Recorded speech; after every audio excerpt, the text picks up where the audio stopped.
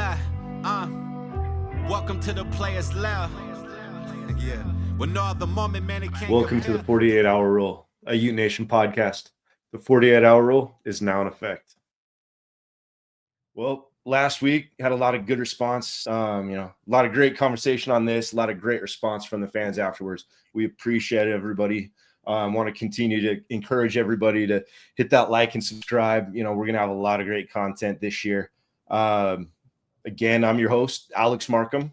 This week, I got my boy Derek Tuimauga with me again. My boy Zack Moss here again, and good old my boy Westlee Tonga joining us this week, man. Westlee, it's been a minute. How are you, bud? I'm doing well, man. It's been a while, but glad to be back.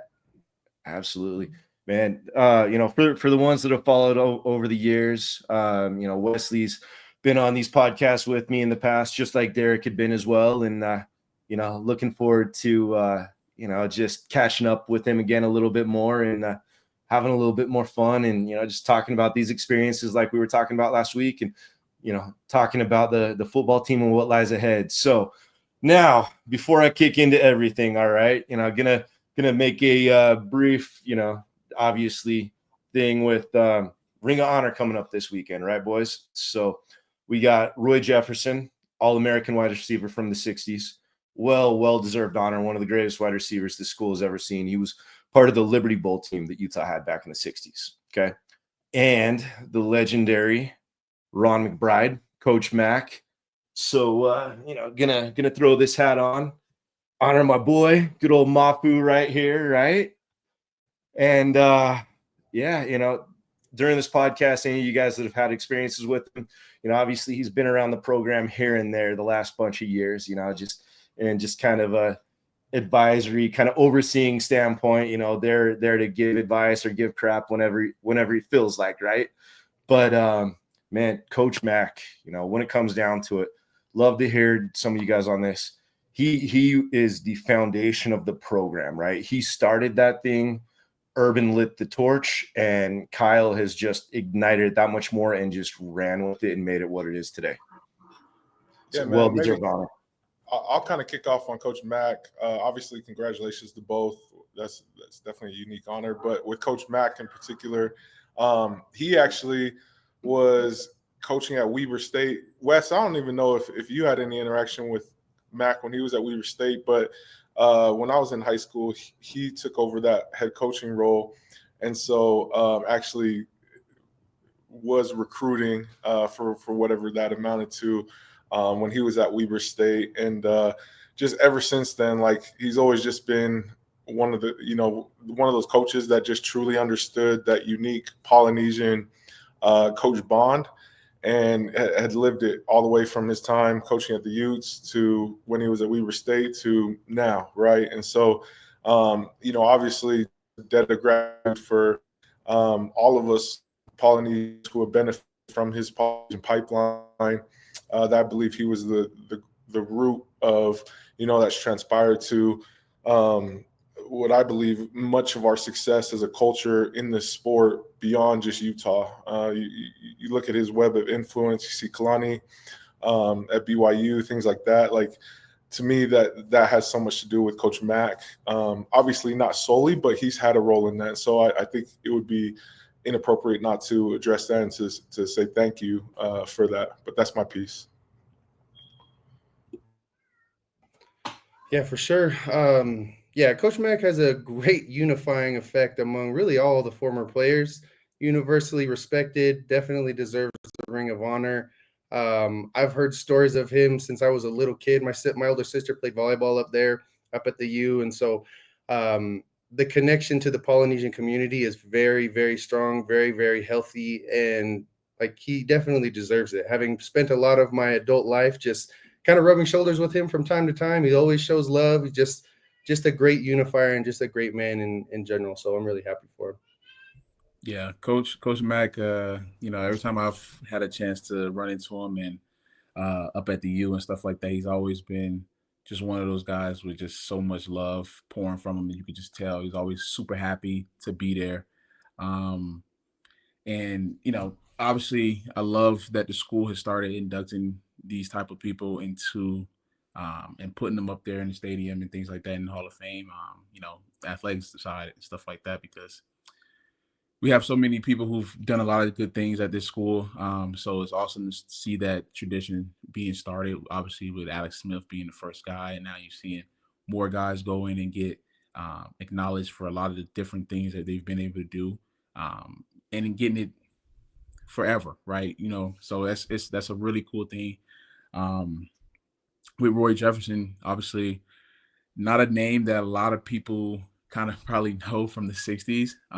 But, like seeing all of the history about him and kind of where he came from, being in Compton, and you think about the 60s as African-American, right? And then coming to Utah and probably what that looked like as well at the same time, and still being able to go out there with the mindset to have that focus and go out there and compete and be one of the best, guys, and have the success also in the NFL. He's not in the Hall of Fame yet in the NFL, which is, something hopefully he'll be able to receive and stuff like that. But I'm happy that the school is honoring these guys the right way, who've done a lot of stuff while wearing that U on the side of their helmets. Absolutely, man. I'm glad that you kind of spoke a little bit more in depth on Roy as well, because I remember back in 1993, I want to say it was the Copper Bowl, or it could have been 94 at the Freedom Bowl, but I remember being at an event and everybody's like, "Hey, that's Roy Jefferson. That's Roy Jefferson," and it's cool to see somebody that, like, back then that was still so beloved, and that was 30 years later, right? And now, it's another 30 years later, and he's finally getting that honor. Something that Utah, quite frankly, I mean, I get that they had their little, like, Crimson Club Hall of Fame, but these are things that the school probably should have done years ago. That I love that the tradition is in place. I've said so many things about Coach Mack over the years. Obviously, he's been on our podcast as well. Absolutely love the guy. There's a documentary that I know, I helped start working on. And, at one point I just had to pull away just because, my workload and everything. But from my understanding, it's starting to get wrapped up here, and I'm really looking forward to the final touches on that and getting him honored. But I still sit back and laugh. And, Derek Westlee, I don't know if you were at Coach Mack's house on this day. I think it was me and Cal and one of my writers at the time. But we wanted to talk about Coach Mack getting a statue on the podcast, right? And Coach Mack's just loved it, just like feeling all good. So all of a sudden I surprise him. I bring Vicky in the room, and I don't even tell her what I was going to ask her. And I brought it up, and she's like, "Ronnie?" And she just pauses for a second and looks at him, just starts laughing. She's like, "A statue? Oh God, please don't do that. Every time I go by the stadium, I'm going to laugh." Keep you humble, man. Keep you humble. That's their role. Right? That's their role. God bless the women in everybody's lives, right? Oh God. Poor Mac didn't know what to say. I think he was, like, for the first time in, like, a long time, speechless. But no, I think it's awesome that that they're putting his name up on the stadium. It's a well-deserved honor. I do feel like still that there will be that point when they're doing even more honoring of the legends of the legends, and Kyle deserves a statue, and Coach Mack deserves a statue. They've done so much for this program. So, yeah. But hey, Derek Westlee, I'm gonna keep Zach out of this one. Over under on Zach being up there with his name, huh? Over under 5 years. What's it I like it. Be? I was going to say, I like the odds, man. Over under 5 years. You taking the over? You taking the under? Over for sure. Hey, your name's at the top of the records, buddy. So. No, I mean, I like I said, I love the idea of them finally doing this, because, like I said, it's a lot of guys who've done a lot of good things at this program, and it'll be awesome to see, come back 20, 30 years into the stadium and see so many different dudes up there, like you do when you go to other stadiums and stuff like that, and paying tribute to those guys. It'll be awesome to see that for so many people. So, hopefully they they continue doing it at a high level. So, it'll be a great honor for Coach Mack and Mr. Jefferson on Saturday for sure. Sure. Hey, Zach, I'm gonna give it the next 5 to 7 years for you, man, because there's a lot of good guys that have came through this program, man. But at the same time, too, you can't delay somebody whose one, name is in the record books, and two, was part of the ascension of Utah football to where it is today. So definitely, I know you're humble, man, but it's coming, I think, a lot faster than you probably think. So I appreciate it. Well, absolutely, we'll see. man. We'll look back at this day right here on the pod, and we'll say you called this one as well. I love it, man. I'm looking forward to that. But hey, so Westlee, the guys talked last week about the 48-hour rule and what it means to them just from a culture standpoint and everything. All right. So I want to get your take on it, but I need to do something real fast. All right. Because it was Derek's turn last week. And, I got a little batch here from our good old buddy. Alex got Gava from freaking Sugar Bowl year, I think. Oh God, no. It was,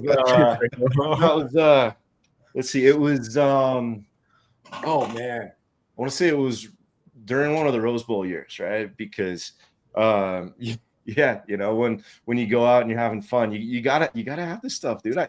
Hey, Fano Tagovailoa got me going on this stuff way back in the day, man.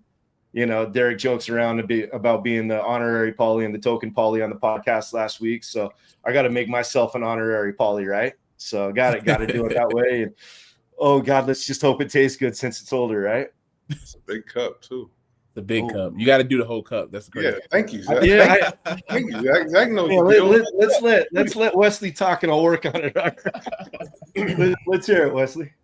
Just the question on 48-hour?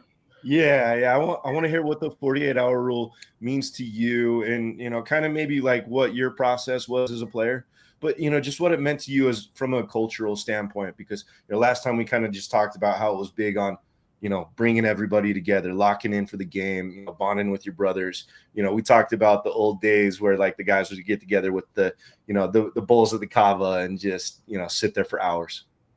Yeah, it's interesting.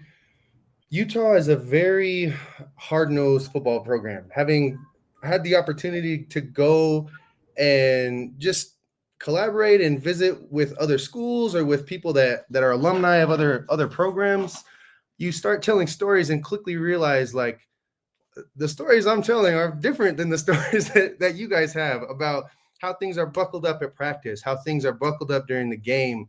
The feeling in the stadium, the feeling in the facility. Like, it's interesting. We talked about it before this about, how I go back in the facility. Now you kind of like, I hide a little bit, you kind of paint the corners a little bit, kind of stick to the side, because it's very clear if you're not supposed to be there. There's a pretty clear anxiety. Like when you walk into the facility, that business is being done today, right? Everything is buttoned up, and they're nodding because like you feel that there's a tenseness that comes in. 48-hour was the siphon off of some of that energy right before the explosion of the game. And it's kind of a clear little drop-off point. It's a little breathe, it's a little breath, a little bit of a rest in the week. Friday comes and you hit that practice real hard, and then you go into the game buckled up. But that's what I felt about 48-hour is the first time you really kind of unbuckle your chin strap. You get with your boys. You have your 48-hour.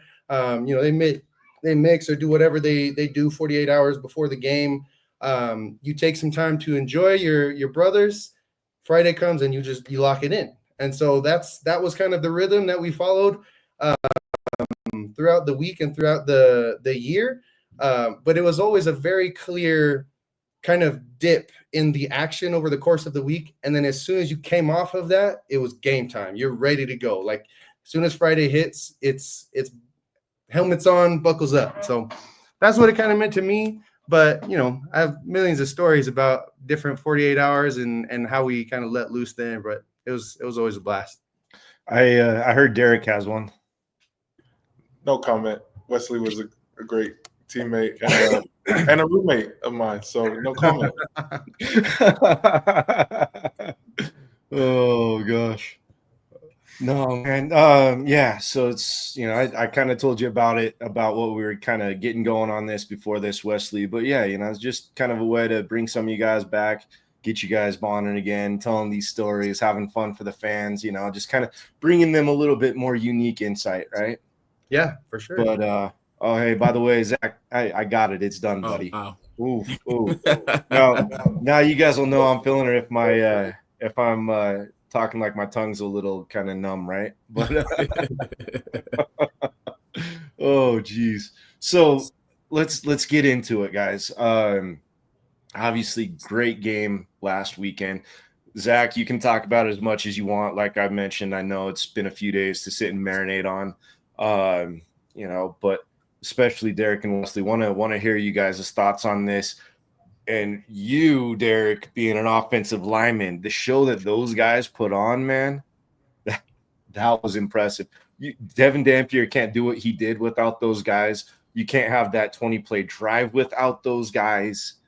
That was a remarkable performance. Like I sit back and there was a clip that was shown on social media, and I can't remember, Zach. It might have been the one that you posted with Devin in our group chat where he escaped around the goal line. And I ended up posting it, and I was like, look, everybody wants to talk about Devin. I want to talk about Spencer. Like, just the fact that he got back at that level, knocking that dude off, it's a special offensive line. Yeah, man. No, man, I was excited last week when we all connected before the game, and we all had high expectations of the offensive line, and I really dove extensively into it. And I felt like they went out and delivered on what was expected of them and what we all thought they could do. The 8-second pocket was as advertised. My dude was chilling back there. And two things on that. One thing that obviously that we all saw that hopefully will change over time or mature over time is Devon Dampier not having to feel like he has to pull it down and run, but when UCLA is dropping 7-8 guys, it was open for him to go. But just to connect first on the offensive line point, Spencer Funnell, really, as I went and dove into his film and I looked at it again, there's so much Penei Sewell-esque in him, especially playing that right tackle position. He's a dog in the run game. I think he can get the edge. Like, he got the edge on one play on the right side of just by himself, edging off like 3 defenders with his one block. And just the way he puts the clamps on them. And then, obviously his counterpart, Caleb Lomo on the other side, was lights out, and everyone across the board guards center. And so really excited to see how that group continues to progress, and also incorporating in their second team players, as we kind of get into talk about this next game. But kind of recap, that was my huge recap from the O-line. From a D-line perspective, we said, death taxes in Utah defense. That front 4D line showed up and showed out. JHD, Logan Funnell. I wish I had a JHD name. John Henry Davis. That's his name, right? Mm-hmm. Yeah, man, what a great name, man. Like, that's like Hunter from back in the day, and just like JHD, he tore it up. And so it was exciting, man. Yeah, man. So with all that stuff, you mentioned the top 4, okay? I mean, Utah's depth got a little tested on that game. Logan went out for a minute, and Utah's going to have to deal without Dallas Fakalahi for a minute. But the freshmen stepped up, and those guys looked dangerous. And then the defensive end depth showed as well. So all 3 of you guys, anybody that wants to talk about this, I'm curious just your thoughts on that, because just, again, the fact that, like, they went into the offseason not sure what this defensive line was going to look like. And once again, it's a Utah defensive line. It's scary. Yeah, just off of what I see and what I saw through summer camp, they had a lot of young guys that were coming in after spring ball that are newer to the program, that took huge leaps of growth in summer. And I think you saw that kind of play out in that game last week. And I won't name the source, but like from what I hear, there was still like a question of like what that front four was really going to look like, even going into the game. And even the guys that played necessarily weren't too sure like how much playing time they were going to get, if they were going to be the starter, what that all kind of would look like. And so to see it kind of develop as it did, and what I think it'll progress like, and to have a couple weeks where some of those guys can get back healthy, but then these younger guys can get some really great game reps early on in the season. I think they'll be fine up front. Yeah, Westlee, let's hear from you. Okay, we talk about two-way players on offense, right? I mean, dude, you started at Utah on offense, ended up playing defense for a minute. They moved you back to offense. Could you have done the two-way back then? Not quite as successfully, I don't think. Maybe, you never know. Everybody's always better when they finish playing. Like I used to be way better than I am now. But yeah, I love it and I hate it. I love to see the two-way folks playing. I don't love them being the lead rusher. That's not ideal for me. The fact that they allow it, I think, shows a little bit of a thinking outside the box sort of mentality that I don't know always existed at the U. Because they're very buttoned up and they're very about their business. Sometimes I think we've seen a little bit of a struggle with some of the positions that require some leash. Like we've historically over the course of the last 20 years at receiver, I think we've seen a little bit of that struggle where you need some guys that are maybe a little hot-headed, maybe a little cocky, maybe a little me, right? That is not a trait that is championed at the U. And as a result, I think a lot of the guys over the course of time that we've seen get like major yards after the catch that maybe play a little bit risky, they came that way. Nobody taught Britton Covey how to get extra yards after the catch. Nobody taught some of these guys and so I like seeing some of that develop a little bit more, and for them to see, okay, maybe we can do this a little bit more. Maybe we can mix in and sprinkle in a little more out of the box styles. I think it's going to be great. I love seeing that sort of mentality. I would love to see it organically kind of rise to the top from the offense and see kind of some clear number ones ascend that maybe don't have to go. At the same time, I'm open to being wrong and having the best person on defense also be the best person on offense. We obviously saw a blueprint last year that it works. We saw that with Sione as well. So, at the end of the day, I'm just trying to win. Whatever helps us get there, I'm all for it. Yeah. And so when Whittingham had his press conference on Monday, he actually talked about, some of the things behind it. Right. And, obviously one, them being on pitch count. So I know he had talked about it at the game as well, but they had talked with Colorado sports science guys, right, in the rest recovery standpoint and how they could potentially make that work. They talked to other teams as well too. And so they're being very diligent on how they look at it and how they approach it. It's kind of crazy and fun to like sit back and say, like, look back at the, past decade or so and be like, oh yeah, this guy could have done it. This guy could have done it. From a two-way approach. Right. The one thing he did say that I thought was interesting, I'm very curious, Westlee, Zack, on this and your take. He kind of left it open that Lander could get more and more reps at tight end as the year goes by and almost be more of a predominant. He didn't say it for sure, but he kind of hinted at the point that he could be more of a predominant tight end than a linebacker because of the depth in the linebacker room, and also because Whittingham feels like if Lander puts more time in at tight end, he could be one of the best tight ends in the country. So that one I actually love. Just for the sake of the position, and I guess it goes the same way at receiver, but especially as a tight end, their job is pretty difficult. You got to know the entire blocking scheme. You got to know the entire route construction. They really need to know more than most of the field because of the versatility of the position. They got to go out in the slot. They might even be out wide to the boundary. Like they have to know a lot.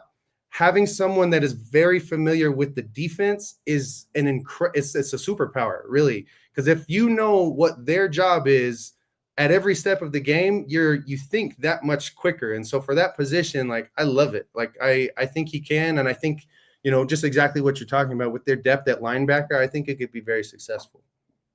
Zach, what are some of your thoughts on that, man? Yeah, just going back to Derek's point of the depth on the team, right? You never want to be a top heavy team, right? Because as soon as you're a top heavy team, all it takes is one guy to miss 2-3 weeks, and you can go 0-2, 0-3, right? So I think, and then to Wesley's point, obviously, like I said with Derek, I think obviously, yes, the depth is important. Like, they have to figure that out, and it was great to see a lot of people who probably still weren't expected up until kickoff to what it was going to look like exactly, to see them guys have that performance and stuff like that. And, this game as well is going to be a big game for that, to continue to see that growth in these guys and getting some more experience and stuff like that and being counted on in that way. But to Wes's point with the two-way player way, I don't know if I love it, obviously, as well. I think it's some good in it, even though, like you said, Alex, they've spoken to Colorado and things of that nature. And I think Travis Hunter it really doesn't matter what the science says. He is not human in what he was able to do in college football. Exactly.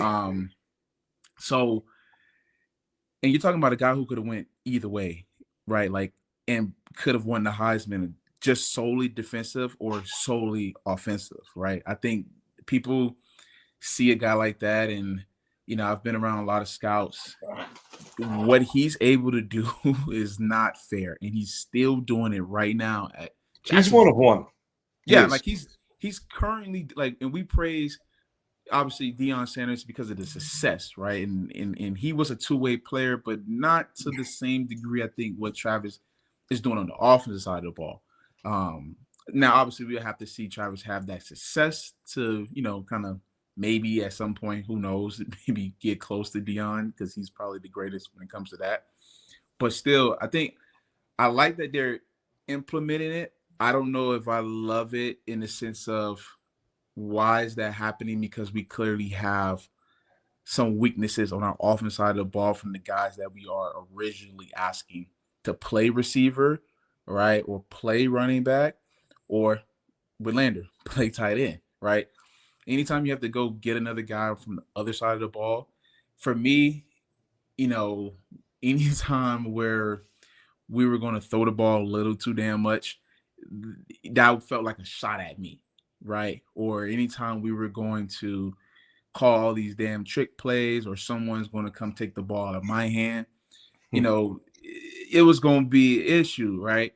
And to me, I think, okay, maybe we don't have the offensive firepower right outside of Dampier. Obviously, he is firepower. Like, he's maybe insane. We don't have it, and maybe we're trying to continue to find it. And it's great to get it out of the way early in the first game and see some success with it. I just don't know. For me, I kind of look at it as a top-heavy type thing. And it's like, okay, what if Snowden, God forbid, misses a week with a hamstring, right? Or twists his ankle and he's not able now to go on that side of the ball. Who are the guys that are going to, step up on the offensive side of the ball? Who are going to be the clear-cut ones? Kind of the stuff that we talked about last week. It was like, going into this game, there wasn't really weaknesses on offense, but it was a ton of question marks, right? Obviously, the tight end room, when you look at it after seeing Lander, I kind of had to double look and then watch the replay. I was like, hold on, is that Cody Bard and Jackson Barnes' brother? I'm like, what the hell? Isn't he supposed to be one of the best linebackers catching passes? And I'm like, that's a play you pull out, when you're up 30 zip or something like that, where you're not really worried about it actually having success, right?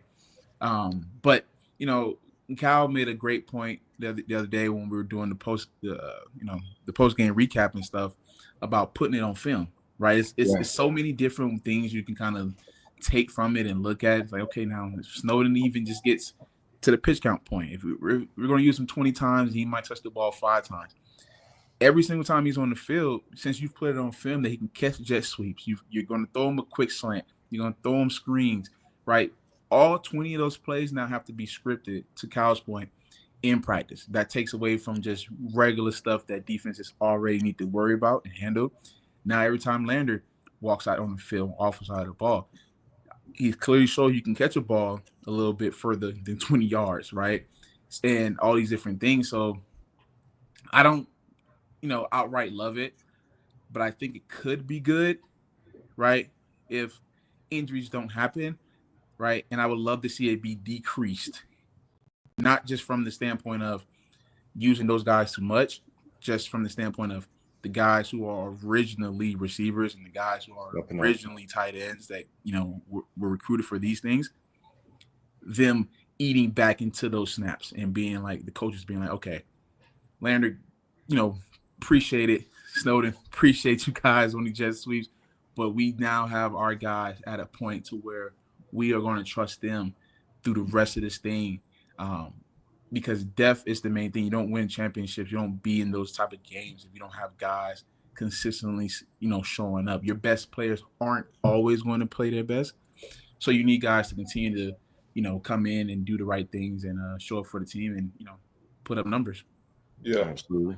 Zach, on that note, maybe just piggybacking off of that, you had a great take on X during the game of where, and I'm just paraphrasing here, where you were talking about, I don't know if I really still understand what Utah football is, right? Like what their identity is. And then you mentioned all those things. I'm curious, like maybe if you can explain for the fans, because I kind of saw where you're coming at, but a lot of people were excited about the hype of, we're opening up the pass, we're doing this and that. Yeah. But you see it from a very unique angle. Can you kind of dive into maybe where you were thinking at that point, and then where you're at maybe today as you reflect back on the game? And then Westlee, if you have any insights or any takeaways with that as well in mind. Yeah. When I was watching the game, I'm like, I'm scrolling on Twitter, X, whatever it's called these days, right? I'm scrolling through and I'm seeing it felt just like a ton of just people who I probably didn't even know I had on Twitter, right? Just talking about just the explosiveness and, what they liked and how, pretty it was. To me, it was pretty football, right? Outside of the offensive line just being clearly dominant, everything else felt like it was pretty football, right? You don't win pretty games, right? So, and especially that's never been our identity. Our identity was trenches. We're going to kill you on both sides of the ball. We're going to run the ball down your face, X, Y, and Z, right?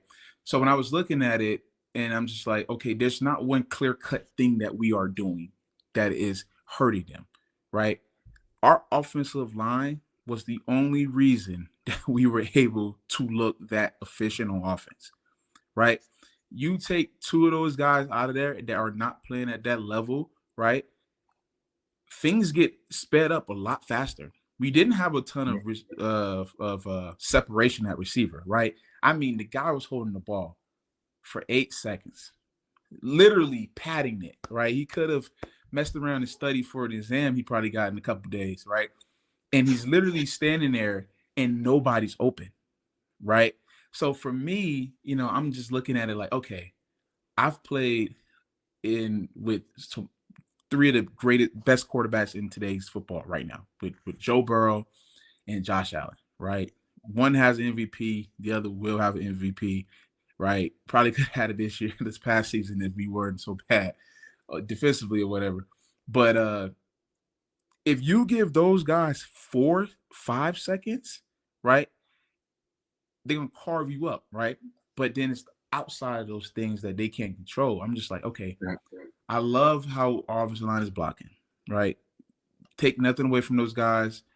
UCLA probably doesn't have the same rush and blitz for, different things that now when we see what this offense is going to be like, teams are going to scout that and get ready for those different looks and different things and try to throw off that, that pace of the game and stuff that they were playing at.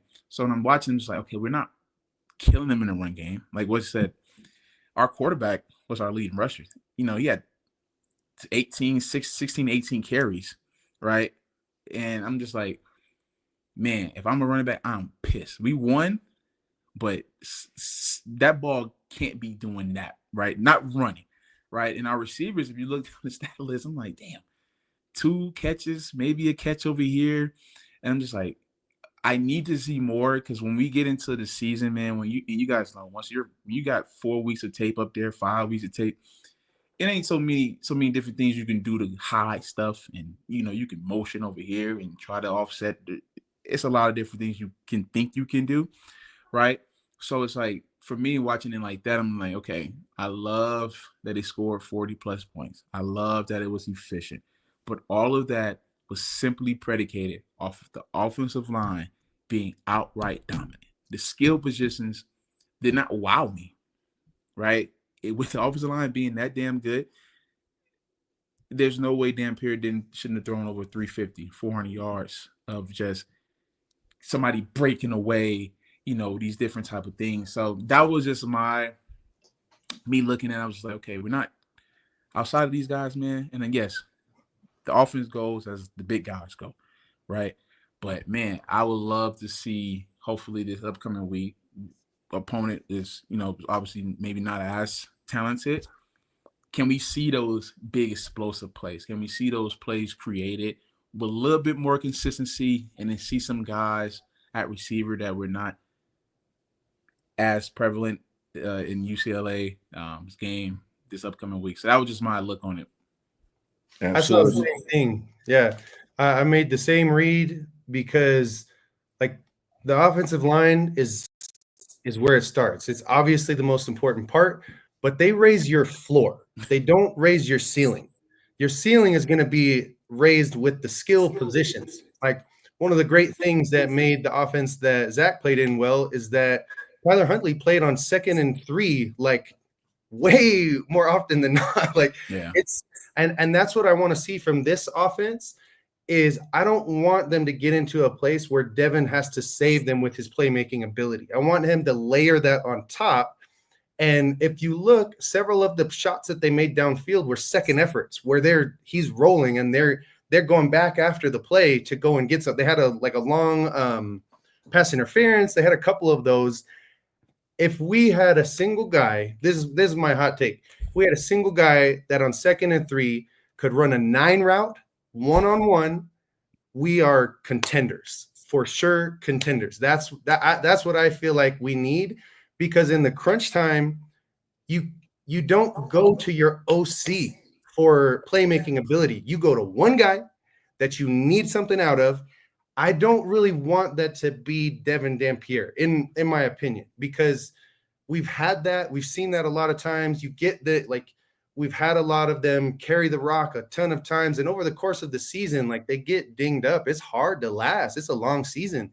But that's my take, is that as strong as our O-line is, they're going to raise the floor. I don't know that they're going to raise the ceiling for us on the offense. Yeah.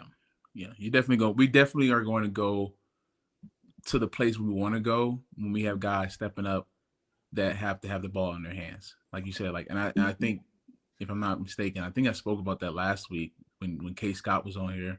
And, we were just talking about, like, the receiver position, like having somebody out there that we know is, because Dampier is going to give you ample opportunities because of the offensive line, right? And he never, in that game, in that first game, obviously, I don't want to use the word never, but he had a very low tendency of making a bad read. Right. If it was not there, he was going to take it and run. Now, the bad part of that was he took a few hits that wasn't necessary. And to your point, he's not a natural slider. He's not a natural slider. He's not at all. And he wants those extra yards. If it's 2 yards left there, he's going to try to get them. And, defenses, guys like that, you're going to try to take them out of the game to some degree, right? You're going to try to make sure you get your best hit on them. But I was speaking to K. Scott about this, and I was like, man, we need somebody out there where, like you said, 2nd and 3. And OC can be like, Beck can be like, you know what? Let's throw a go ball. Because we'll come back on 3rd and 3 and know we're going to go get it, right? They showed that so many times on short, 3rd and short, 4th and short, whatever it may have been. Coach Whitney going for it in the red zone on the 4th down and getting that touchdown, because they know, hey, we're not worried about you doing anything on us, imposing your will on us, right? That part they didn't seem worried about at all in that first game. And I'm just like, okay, that's where the play calling can take another level. Like you said, like it goes ceiling. The guys are out there making those plays because now that play calling can be not just called around Dampier's legs and the offensive line, but now having somebody who can actually stretch that field, can pull those safeties a little bit further off. You got to play a little bit different, more coverages. You don't want to sit there in man coverage and can't load the box on a guy like that out there. So when I think about those, and that's why I'm like, I can't wait because I do believe it can happen. So I'm speaking it into existence. So I can't wait to see, whoever it is, one guy, two guys emerge into that role to where Dampier can trust them and these guys can go out there. I mean, man, if I'm a receiver, it'll be very hard to not have 100 yards a game in that offense and getting open and being that guy that, the offense can count on to make those big plays when it's time. For sure. Two quick things. One, as a point on what you were saying right there. I mean, Merriweather and Simmons are very clearly wide receiver 1 and wide receiver 2 with this team. They joined the team after spring ball, right? And so when it comes down to it, it's the same thing that everybody was talking about with Nico and his wide receivers. It's going to take some time, unfortunately. You want to see it happen faster. The other thing to it too, Zipper, from what I was told, was a game time decision for that game, and that's your deep threat. That's one of the guys that can take it off the top, right? So I think it'll develop. It's just not there yet, unfortunately. And then the other point I kind of wanted to make, Zach, you mentioned about Dampier getting just like those, little extra yards and everything just towards the end. And one thing I noticed, and I'm kind of curious if you guys had seen this, that I thought was really unique, that you don't see this with a lot of guys, is there were so many times where you're thinking he's done with the play, right? You're thinking it's dead. And then next thing you know, he just like makes some move just like so casually and gets 2 to 3 more yards. It was insane to see just how he's able to do that.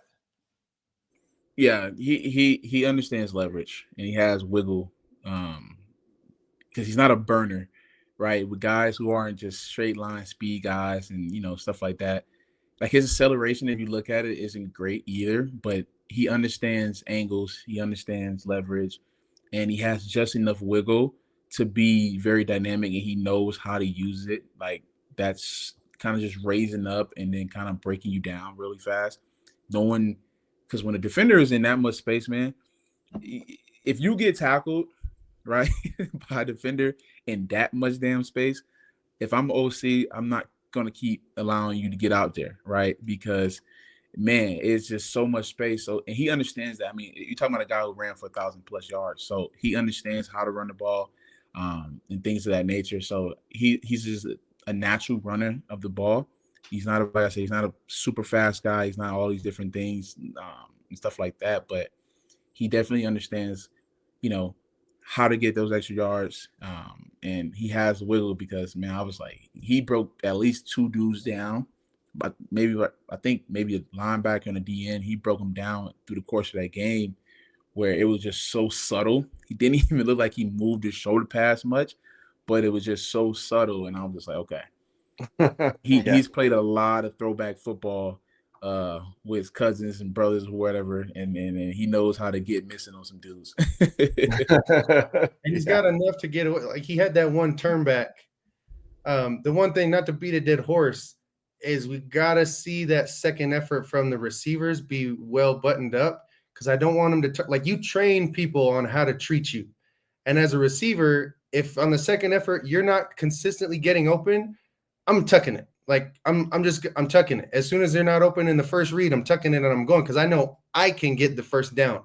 If I keep my eyes up and it makes me get 5 less yards, then why not just get it myself next time? And so I got to see it. I got to see it next time. For sure, dude. So we're approaching about 45 minutes here on the podcast. Want to wrap here soon. Zach, I know that we kind of mentioned the NIL stuff. I think that's maybe a conversation for next week with how long we've gone on this, or maybe even the Players Lair stuff. I mean, your call. We can touch on it for a minute. I mean, I think we can touch on it real fast.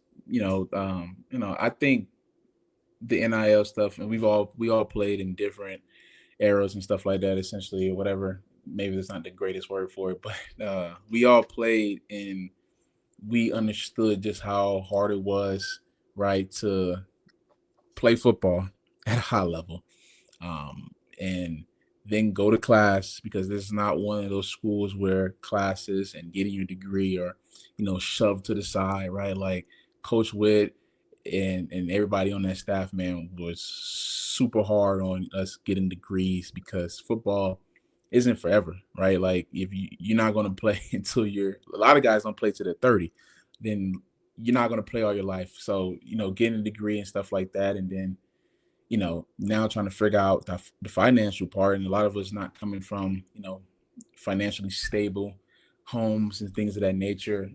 So like seeing it finally happen, right?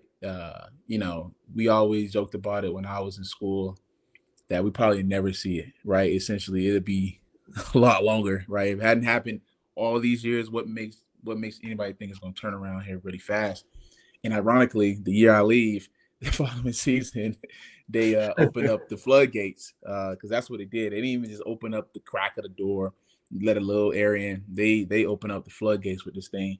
But it's great to see the guys finally compensated for just how much money is brought into the school from guys going out there and performing at high levels and filling those stands and things of that nature. Because people don't come to the game just because they're alumni. People come to see a good product out on the football field, right? And the donors, the same thing, right? They want to see good product, X, Y, and Z. So it's great to see it, but at the same time, it makes it really hard, I think, for obviously coaches had a hard time with it. How it's changed up on them so fast. They had a super hard time kind of trying to figure this thing out, because it changed. You're talking about $6 figures, $1 million plus, or whatever it is a year for certain guys. And now the things you never had to worry about, all you had to worry about was having a good team, having really good people in the locker room, having a good staff. And that made us want to stay by itself.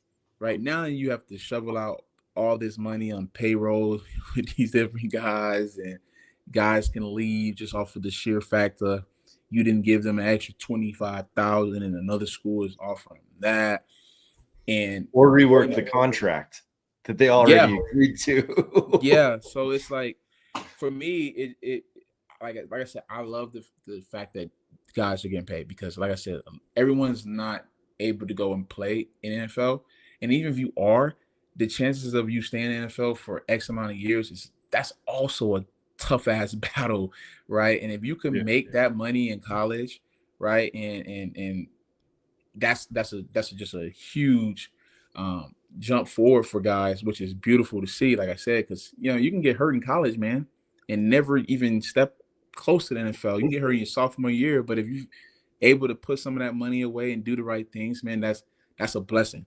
Because there's been plenty of guys that we've played with that, they tear a knee twice, right, and they call it quits, and now they have to pivot super fast at 20 or 21, and it's a lot of different stuff that people don't think about with it. But it's like I said, it's great to see.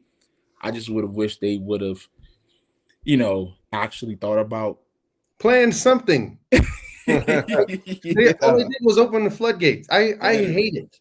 Yeah, it was like, here, like, damn. Yeah, what's an opportunity? Here's my thought. Like, for one, I think the first thing they should have done is open it up wide as you can to people that graduate. They already were allowed to transfer. Just let them go get paid. Your graduation rates skyrocket. People end up more skilled and easily employable when they finish. But now they've just opened it up, and I mean, they swung the pendulum. I think they swung it too far, and hopefully it will come back to somewhere more reasonable, because what a lot of the kids, I work with a lot of high school kids, and what a lot of them don't understand is that your value is it's often just tied to the eyeballs that you can draw for whatever it is. Like, if you look at the top earners on the NIL rankings, most of it has to do with like Instagram followers. It's not the talent. Like it's not necessarily a one-to-one map. And what the schools have done, or what the NCAA has done, is placed the wrong incentives in the wrong spot, because the donors that used to go and donate $10 million so that you can build a new stadium, you can do whatever, they're just cutting the same check to a different person. But the school has created an admin and another person and a recruiter and all of these different things. They've just made it way more wasteful and like frothy. And I don't love it. I love that the guys are able to earn and they're able to grow there. But a lot of the money, the big money that we're seeing change hands, is speculative. It's venture capital, and you're going to lose on 9 out of 10 of those. And you're going to like crucify this kid, despite the fact that you gave him the money. Like, it was a speculation. You saw him play, 30 games in high school? You gave him $10 million, and now you're mad at a 19-year-old because he can't perform in front of 65,000 people? Like, it's just, I don't love it. I like that they have the opportunity to make certain ones generational wealth, but they didn't put anything behind it. Like the statistics at the pro level for like bankruptcies and like financial missteps, they're sky high. And what they've done is take 3 years of maturity away from them and given them very similar money. And so I think we need certain stopgaps. I think we need a different system that allows for more skills training and more things of that nature. But I don't know how you get there after you've opened the floodgate. Nobody wants to return to it if you're benefiting from it. So I don't know how you get back there, but that's my 2 cents. You know what? Let's Derek, go ahead and give your take real fast. I was going to say, this is definitely, I think this is something that we need to have a longer podcast on for sure. Maybe get somebody from the past collective like Matt Garf or Drew Watson on with us, and just kind of go back and forth with everybody on it. But yeah, Derek, if you want to give your 2 cents, and then let's wind this down here. I was going to kind of ask you guys what would go through on a week like this, with it just being Cal Poly. Typically, we'd be breaking down some things on what we're wanting to see within the game, but again, it's a glorified scrimmage. Let's be honest, right? So Derek, if you want to give your take, and then let's just kick into some brief things on what we're expecting. Yeah, these guys said everything that needs to be said on NIL. I mean, it is what it is at this point. I just hope that, from Zack talking about guys who came in that got hurt, like that was me, point case, that wasn't able to finish out my playing career. So, having to make that pivot was horrible. It was tough for you at first. Yeah, it was real tough, and so something can be put into place. Congratulations, NCAA. You brought this upon your damn self, and congratulations, you made the mess. Going on to this week, I'll just kick us off on what I'm looking forward to. Really, just to piggyback off of the excellent points that Zack and Wes brought up. Really want to see that progression from an offensive standpoint, from going from pretty football to fundamentally sound and execution at a high level. If they can do that across the board, if we can see a couple things where our running game from our running backs, I believe, have some outstanding potential, start hitting 5, 7, 12-yard runs and just opening up the floodgates there, I know we're on a good track. If I see, to Wes's point, us being able to get some go routes, getting some depth in our route structure, again, that's coming from an offensive lineman that doesn't know too much about all that. But if I start seeing some of that fun stuff, that's a good sign. And then defense, just playing how they're playing and continue to improve on that end. But that's my take. That's what I'm looking forward to this week. Let's hear you guys. Yeah. Piggybacking off of Derek, like you said, just seeing our running backs, I think with that offensive lineman, anybody could damn near run behind that offensive line and get 5, 6, 7 yards to carry. So, and we got 2 dudes back there that are very talented. I want to see the ball being taken out of Dampier's hands until we get into games where they've just taken everything away from us, and now we go to our X factor, right? Our X factor being one of the most dynamic quarterbacks in the league, in college, and then using his legs. Let's not use this guy for things that we don't need to do, currently, right? And, so I think obviously I want to see the backs have a great game. I want to see both of those dudes go for 100 plus. I mean, you have the offensive line that can do it. That's just my thing. Like, I just think I'm like, man, if I was back there with Dampier and, we calling all these QB design runs, man, I would be pissed, right? I'm going to go talk to somebody upstairs because with that offensive line, man, you have two dudes back there that can go get it. So I want to see that. And I just want to see some more deep shots when guys winning those one-on-one balls, right? Because that builds a lot of confidence on the offside of the ball for the quarterback and the offensive coordinator. And that changes how you call the game, just overall and what you want to do and how you want to kind of get things done. So I just want to see that. I think let's take the ball out of Dampier's hands a little bit more. If it's just quicker throws, right? Or if it's handing the ball off to two guys who are very capable. And then we unleash him when that time is necessary. Let's not have another game where we need to see 15 carries. In my opinion, for no reason, absolutely no reason right now. So yeah, I want to see that. I think defense is going to continue to go out there and do what they do. I mean, that side of the ball has always been really, really good. So, those guys can continue and we continue to see that depth and those guys getting those reps in and putting that stuff on tape for the coaches and themselves, for the confidence of that whole unit. That's going to be really, really good this weekend. Wesley? Yeah, I want to see probably 50 or less yards rushing from Dampier. I want to see some balls over the middle, and I want to see something over the top. That's it. Like, I would love to see that, regardless of what it looks like in the second half, because it is what it is. But that's what I want to see from an offensive perspective. From a defensive perspective, I want to see some really strong safety play. I want to see Nate Ritchie come up and lay the hat, and I want to see some playmaking from there, some aggressiveness. I think that would be awesome. And then just making sure everything is a well-oiled machine, that your starters are out at halftime. Yeah, that's one point I was going to make is with me, I don't expect to see Devon, past halftime, right? I expect Isaac to get some time this game. I expect Bird to get some time this game. So I'll ask you guys this: over under on Bird Ficklin rushing for 50 yards. You taking the over, you guys?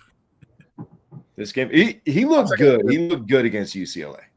I'll take the over. I'll take the over. If guys are feeling the over, I'll take the over. That'd be dumb for me not to do it. Zack, man, don't just join the crowd, buddy. Let's get these guys out here early. Let's get that depth. The rest of those guys some play time and getting their confidence up and things like that, man. And let's honor those guys before the game or halftime, whichever one it is. Not positive, but let's honor those guys and let's let that be the biggest thing we talk about next week. Sounds good. And then over under, I'm not gonna give fully what I'm looking for because people want to hear from you guys, right? So over under on the Utes scoring 60 points this game. You taking the over or under? Over. I don't know. I think I might go under just because I think they're going to run the ball a lot and that clock is going to get chewed up and they're going to try to get out of there fast. So I'll go to under on that one. Under. If we're 49, I'm cool. Yeah. All right, guys. Well, we're going to wrap this. So, Zack, what is important for everybody to do after watching this and listening to this podcast? Make sure you like, subscribe, and please share it to everyone who is a Ute fan, man. We're going to appreciate it. We're going to be doing a lot of really good things this year, talking about a lot of really good ball and a lot of good wins. So you don't want to miss it. Appreciate it, man. Appreciate all you guys. Hey, we've had such good feedback on all this stuff. We've loved bringing it to everybody. We're just going to keep upping the ante here and, doing everything we can. So, boys, thanks again. And we'll be seeing you guys hopefully. I'll be seeing you guys hopefully this weekend. So, Until next time, guys, what do we got to say, huh? Go Utes.